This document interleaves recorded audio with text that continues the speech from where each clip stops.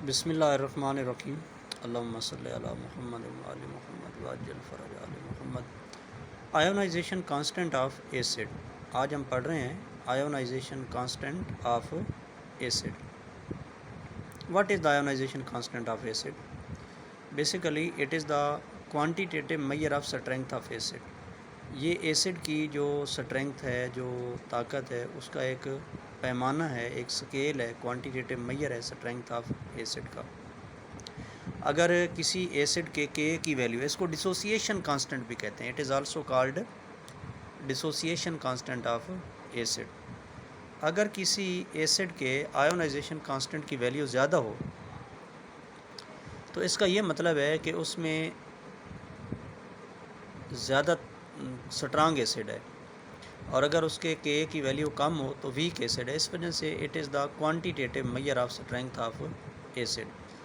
तो सपोज़ कर लेते हैं कि let H A acid is dissolved in water. इसको आपने पानी में हल किया है तो एच ए प्लस H2O ये रिएक्ट करके ये बना देंगे, पानी में ये H पॉजिटिव आयन प्रोवाइड कर देगा, हाइड्रोनियम आयन बना देगा, तो H3O positive plus A negative ion concentration.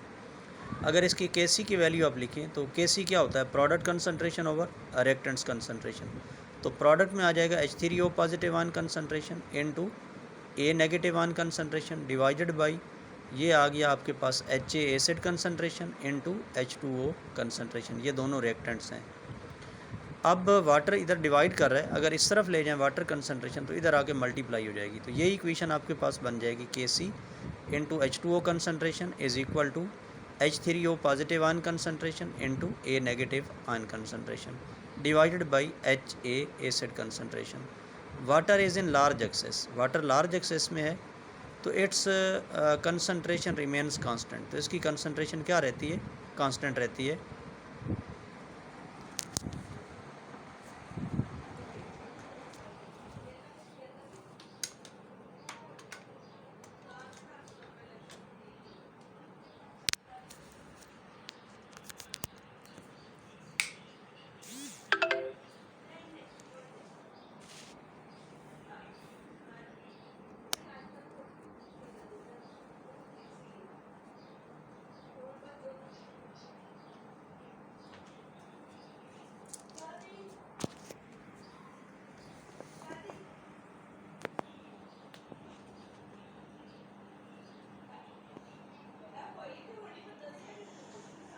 तो water is in large access it's concentration remains constant. तो इसकी कंसनट्रेशन क्या रहती है? कांस्टेंट रहती है। तो इसलिए Kc और H2O का अगर प्रोडक्ट लिखेंगे तो हम एक नया कांस्टेंट इसको हम ले लेते हैं, this is equal to the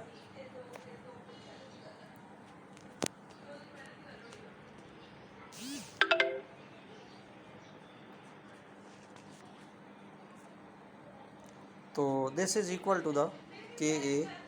एक नया कांस्टेंट Ka के इक्वल है।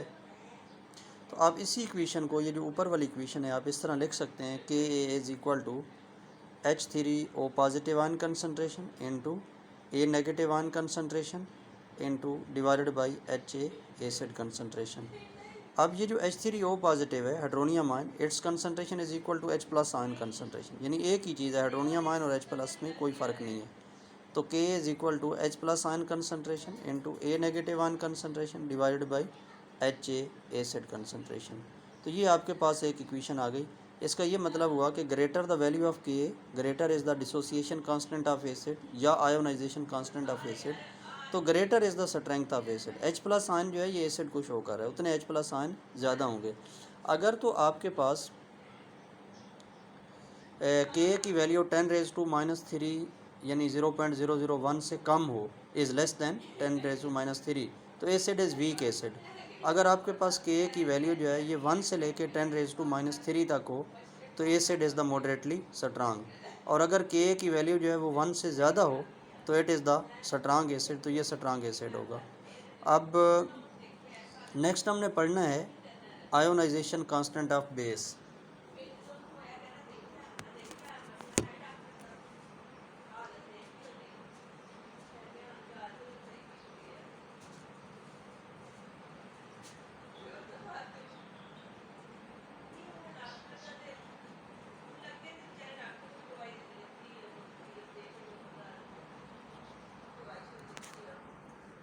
Next ionization constant of base. What is the ionization constant of base?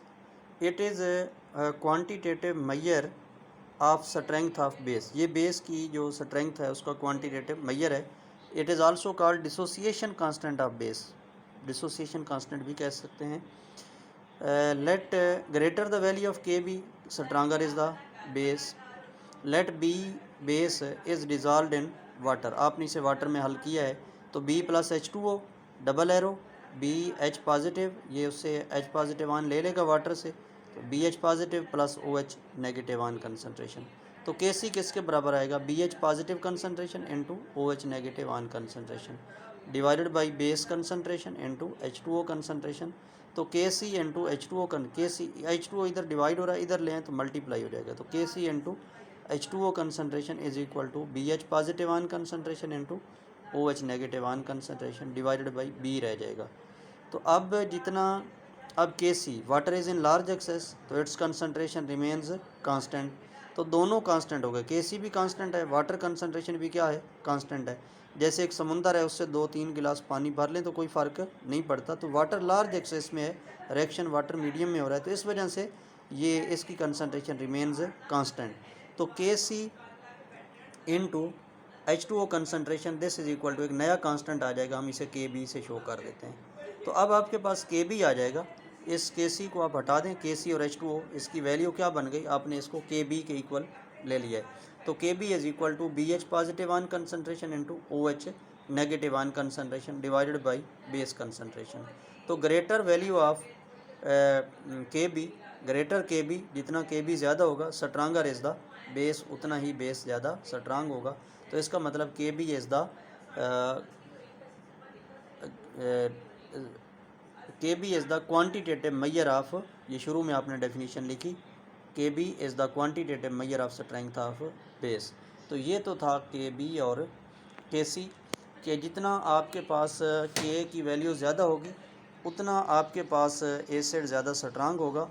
और जैसे मैंने आपको बताया कि अगर आपके पास Ka की वैल्यू आपके पास 10⁻³ से कम आ जाती है, यानी 0.001 से कम है, तो इसका मतलब आपके पास जो एसिड है वो क्या है? वो वीक एसिड है.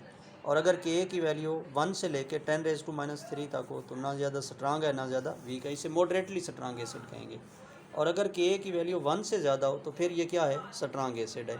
तो एक्चुअली जो आपके पास आयोनाइजेशन कांस्टेंट, या इसका दूसरा नाम मैंने आपको बताया है डिसोसिएशन कांस्टेंट ऑफ एसिड. इसका दूसरा नाम क्या है? Dissociation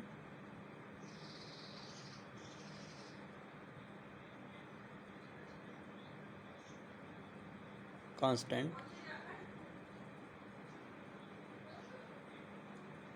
of acid.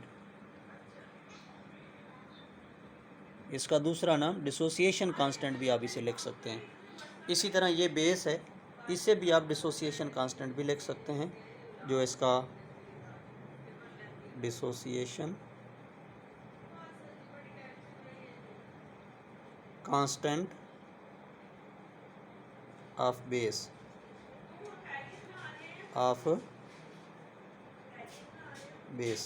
इसको आप KB से शो करते हैं. तो इसमें ये आपके पास जो लास्ट में आपने लिखा, तो आप यहाँ पे कह सकते हैं कि वाटर इज़ इन लार्ज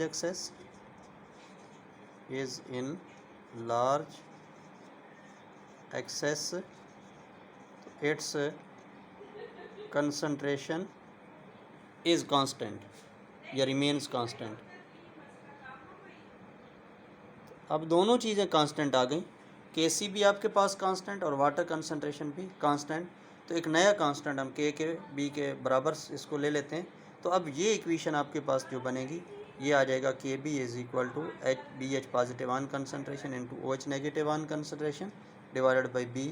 तो greater the value of KB, जितना KB की वैल्यू ज़्यादा होगी स्ट्रांगर इज़ द बेस, उतना ही बेस आपके पास ज़्यादा स्ट्रांगर होगा. आगे हमने ये पढ़ना है कि नेक्स्ट हम pKa और pKb जो है ये क्या होते हैं और क्यों हम Ka जो है उसके आगे pKb में चेंज करते हैं, उसकी रीज़न्स क्या हैं, ये फिर इंशाल्लाह हम नेक्स्ट पढ़ेंगे. Thank you. अल्लाह हाफिज़। अल्लाहुम्मा सल्लि अला मुहम्मद व आले मुहम्मद वाजिल फ़रज आले मुहम्मद।